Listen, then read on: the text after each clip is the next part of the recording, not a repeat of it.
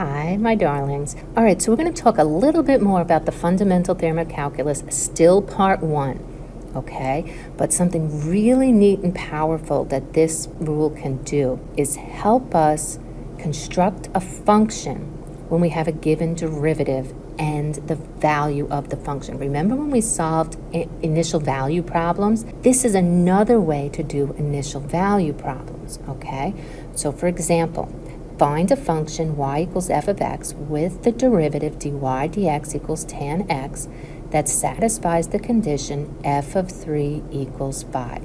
So the solution, the Fundamental Theorem of Calculus, makes it easy to construct a function. What we do is we say y equals this integral. Now since this was f of 3, we start at 3 and we go to x and we'd say tan t dt, okay? But we wanted, so this, and we could, if we were just finding a function with a derivative tangent, we could have used any constant down here. We saw that in the previous video, that the x value doesn't really matter, the constant value doesn't really matter. However, since we know y equals 3, and this is a typo, that should be a 5, we have to add 5 to this function, because we know that the integral from 3, and if we let x be 3, the integral from 3 to 3 of tan t would be 0, right?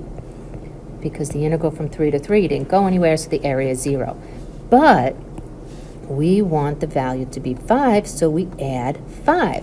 So the easy way to do this is when we have the point, the x value is your lower limit, the y value becomes what you add. So what we have is that this is the x value of the initial condition, and this is y of that x value, okay? It's the function value. So we can sum this up, is that to find a function y equals capital F of x, which has a derivative f of x that satisfies the condition f of a equals c, we write y equals c plus the integral from a to x of f of t dt. So what happened is the a is the lower limit, the c is what we add, the function value. Now another way to write that is that y equals capital F of a plus the integral from a to x of f of t dt, whichever way you want to write it, okay? Let's try two quick problems, okay? So here we go.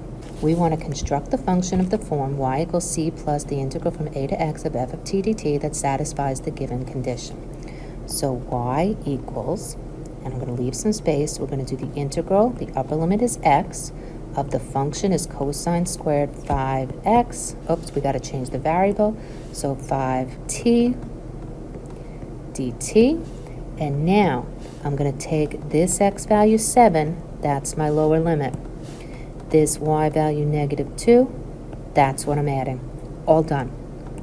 Okay, so the 7 comes down here, the y value goes up here. One more. dy dx equals e to the square root of x, and y equals 1 when x equals 0. So our function y, I'm going to do an integral. My upper limit is x.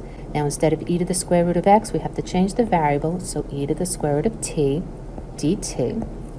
And we're going to take this x equals 0 is my lower limit, and my y equals 1, that's what I'm going to add to the front.